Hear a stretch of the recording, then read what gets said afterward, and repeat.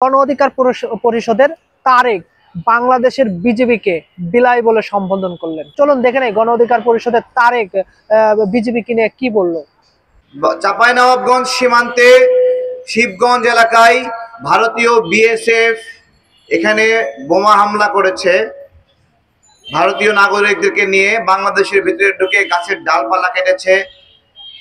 যদিও সবশেষে বাংলাদেশের নাগরিকরা ঐক্যবদ্ধভাবে তাদেরকে পিছু হটাতে বাধ্য করেছে, কিন্তু আমাদের কাছে যে ভিডিওগুলো আসছে সেইখানে আমাদের বিজিবির ভাইদেরকে আমরা দেখতে পাচ্ছি না।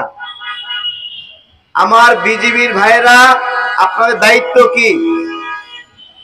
দায়িত্ব কি? আপনাদের কাজ কি?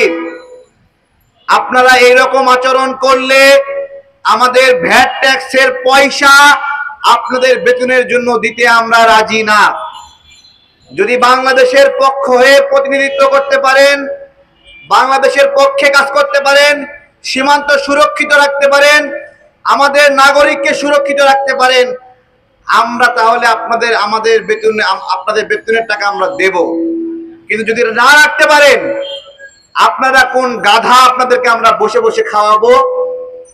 এই যে মাথার উপরে ভ্যাট ট্যাক্স বৃদ্ধির প্রতিবাদ করছি, সরকার ভ্যাট ট্যাক্স বাড়াবে, শুল্ক বাড়াবে। আমাদের প্রশ্ন, সরকার কোন কোন সেবা বৃদ্ধি করে আমাদেরকে এই ভ্যাট ট্যাক্স বাড়ায় দিচ্ছে? সরকার আমাদেরকে কি এক্সট্রা দিতে চায় যে এগুলো বাড়াচ্ছে? কেন 7.5% ভ্যাট 15% হচ্ছে, 15% ভ্যাট 20% হচ্ছে, 10% ভ্যাট 20% হচ্ছে? আপনারা এদিকে কর বাড়াবেন আর আমাদেরকে সেবা দিবেন না, তা কেমন করে হয়? আমি শিবগঞ্জের ঘটনায় বলছি, আপনারা বিজিবির সদস্যরা যদি বাংলাদেশের পক্ষে কাজ না করতে পারেন, দায়িত্ব ছেড়ে দেন। সীমান্তের প্রত্যেকটি নাগরিক সামরিক প্রশিক্ষণে প্রশিক্ষিত করব আমরা। 18 কোটি মানুষ সেনাবাহিনী সদস্যে রূপান্তরিত হবে। তারপরেও আমরা আমাদের সীমান্তকে সুরক্ষিত রাখার জন্য যা যা করার করব। গতকালকে স্বরাষ্ট্রমন্ত্রী উপদেষ্টা বলল যে ওইখানে নাকি শেখ হাসিনা চুক্তি করছিল, যে কারণে জিরো লাইনে কাঁটাতার দিতে তারা কিছু বলতে পারছে না। আপনি এখানে কি জন্য আছেন? শেখ হাসিনার চুক্তি বাস্তবায়ন করার জন্য?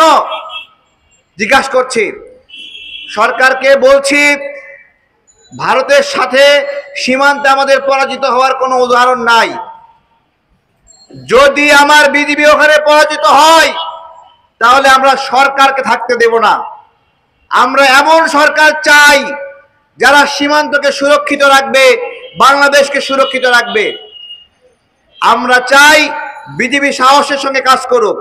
আরো বেশি ভালো হয় এই বিজিবি নামের বিলাই নামটা পরিবর্তন করে বিডিআর দিয়ে দিলে, কারণ এই বিজিবি তার যথাযথ দেশপ্রেমের প্রমাণ দিতে পারছে না, সারাক্ষণ বিলাই হয়ে থাকে। আমাদের কোনো বিলাই প্রয়োজন নাই। কষ্টের টাকা দিয়ে আপনাদের বেতন দিব, বিলাইয়ের মতো মিউ মিউ করবেন, ওই ম্যাও করা বিলাই আমার প্রয়োজন নাই। এই বিলাই সীমান্তে পারে না, বাংলাদেশের ভিতরে ঢুকে বলে ম্যাও।